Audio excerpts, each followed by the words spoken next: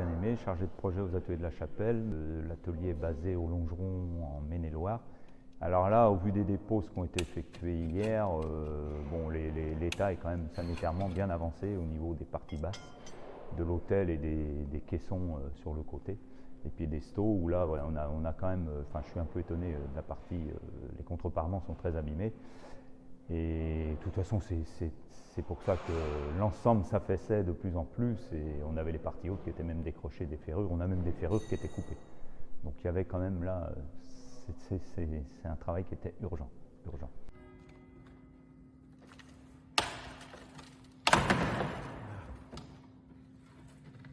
C'est bien cloué quoi.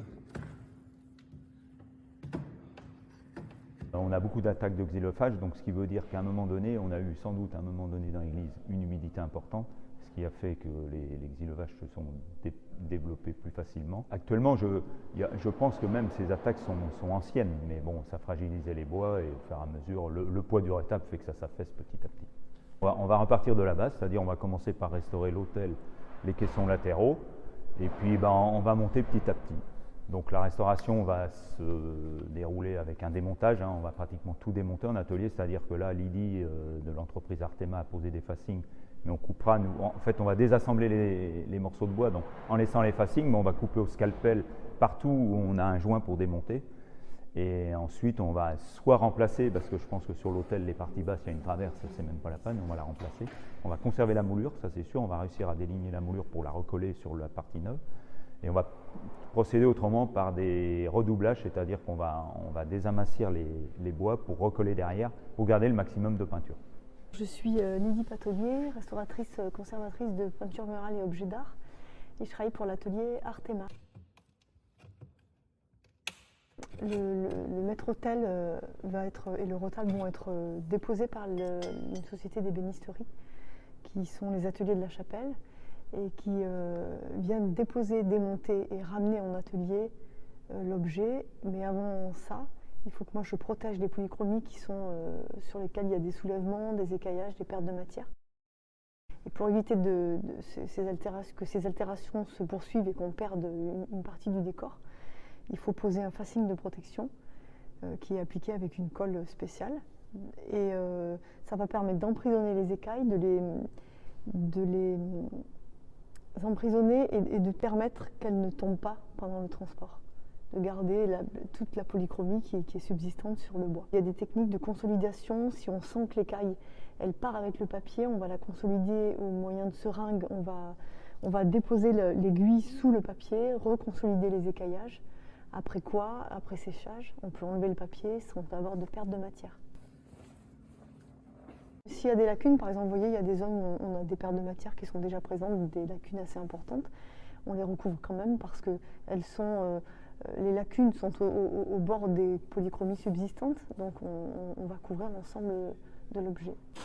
Au niveau du faux bois et surtout les petits panneaux peints, on a quand même des petits écaillages, des petites pertes de matière, et notamment le panneau central, le fond du ciel devant laquelle la Vierge était. Il est en papier, donc il est très très fragilisé. On ne peut pas le transporter sans avoir mis un facing dessus.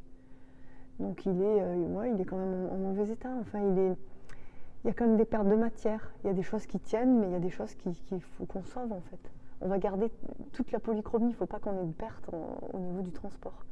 Et ensuite, il est amené en atelier. Le facing de protection va rester en place pendant la restauration au niveau du support bois. Et après cette intervention des ébénistes, le facing est enlevé et les restaurateurs interviennent pour la restauration de la polychromie.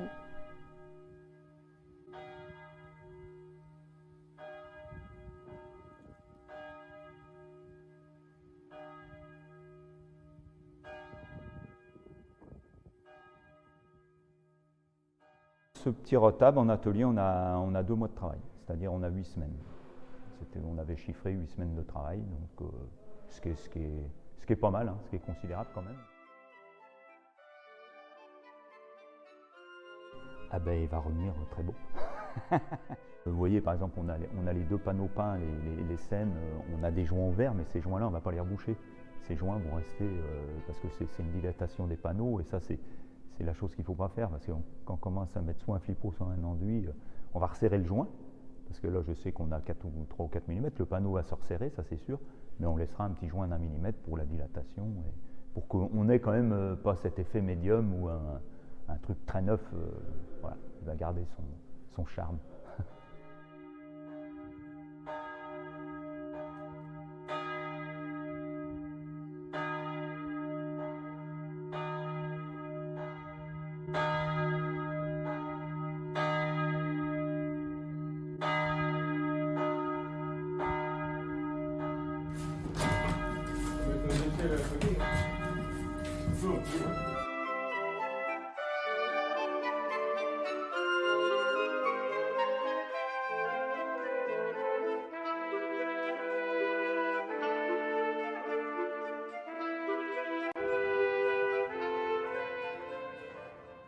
Par rapport aux étapes sur ce rétable, nous avons d'abord fait la dépose qui donc, a été effectuée au mois de novembre.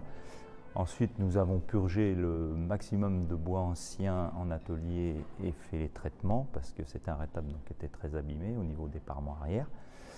Ensuite, en restauration proprement dit, nous avons commencé par restaurer l'autel avec les panneaux latéraux. Nous avons également ensuite travaillé sur la partie supérieure, ce qui consiste à remettre les gradins en place, le panneau de dosseret et on a fini par les entablements.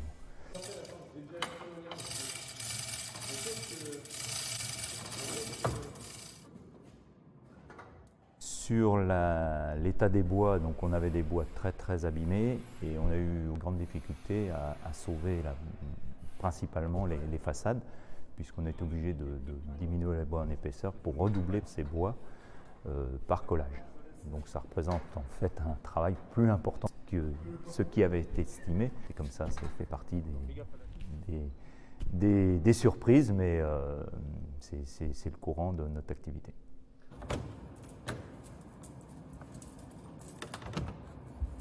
Aujourd'hui, on a l'entreprise Artema donc, qui nous a accompagnés sur ce projet, qui lui, Ludovic, a déjà donc, travaillé sur les faux bois en atelier.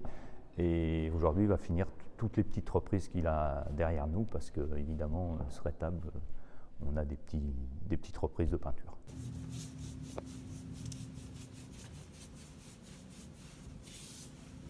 Je m'appelle Ludovic Leroux, je suis le gérant de l'atelier Artema et nous sommes basés à Nantes. Le travail ici a consisté surtout à s'occuper de la couche picturale du retable. Sur ce retable en particulier, il y a eu plusieurs cas différents. C'est-à-dire qu'il y avait d'une part la partie bois et faux bois, c'est-à-dire qu'il y avait un mixte. On a découvert qu'il y avait des parties qui étaient juste teintées bois, avec un semblant de faux bois, et d'autres qui étaient un peu plus faux bois. Pour la partie des tableaux, les deux petits tableaux qui sont de part et d'autre, à la suite de la dépose, il y avait donc eu un facing qui avait été réalisé par Lydie Patonnier. Nous avons refixé l'ensemble des écailles, parce qu'il y avait des écailles qui se soulevaient.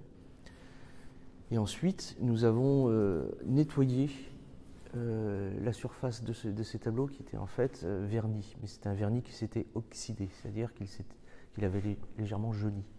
Une fois qu'on avait allégé le vernis, on a juste réintégré les parties lacunaires. C'est-à-dire qu'il y a à peu près 90% d'original ici et 10% de retouche.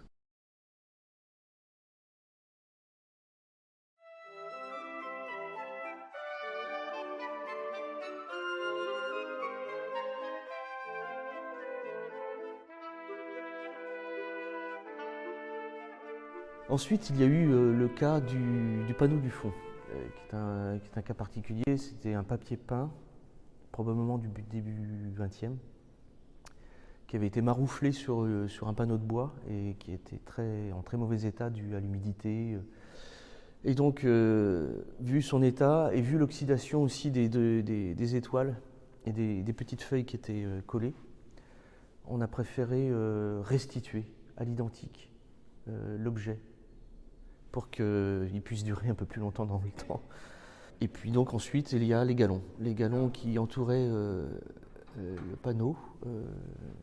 On les a donc reposés. Ils n'étaient pas collés, hein, ils étaient juste cloutés. Donc on a refait la même pose, même type de pose. Seulement on a juste inversé les galons, puisque les galons qui étaient exposés avant à la lumière et à l'humidité avaient été un petit peu altérés. Et pour redonner un petit peu d'éclat sans changer de galon, on a juste retourné le galon.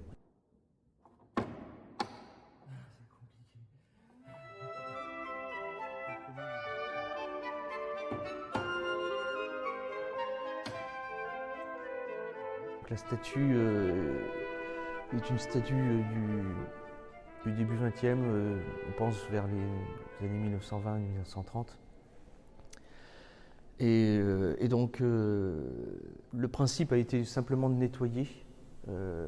L'essentiel du travail, c'était ça. Après ce résultat final, on a quand même eu à restituer un certain nombre de pierres, de verreries.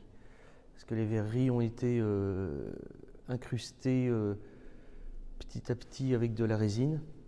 Donc on a pu retrouver quand même les verreries, les formes, la taille, la couleur. Et puis il y a eu aussi tout un petit travail sur les mains du Christ, de l'enfant Jésus, parce que les bouts de doigts, pour la plupart, étaient cassés. Donc on a restitué les petits bouts de doigts avec une petite tige qu'on insère. Et ensuite, on est venu remodeler du plateau de synthèse et ça a été resculpté.